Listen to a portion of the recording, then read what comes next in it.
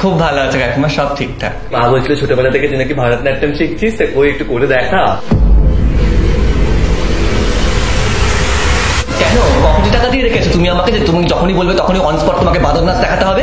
আমি তোমার বাড়িতে গিয়ে বলি যে ও আমার রেনু কাকিমা নাচে তো দেখি, বলি না তো? তাহলে তুমি কেন আমাকে বলছো? তখন তো আমার গা দিয়ে জামা কাপড় সরে কোথায় আমার পার্বত্য অঞ্চল দেখা যাচ্ছে, কোথায় আমার সমতল ভূমি দেখা যাচ্ছে, সেই সব দেখতে ব্যস্ত থাকো। আর নিজের মেয়ে যে উঠতি যাচ্ছে যে সারা পাড়ায় ঘুরে বেড়াচ্ছে, তার বেলা তো কিছু পারে। কি রে দেখা কাকিমা, আমার না খুব ব্যথাতে কোমরে খুব ব্যথা করছে, তো পরে দেখাই। আমি বলেছি না, ওই জন্য ব্যথা শুরু হয়ে গেল।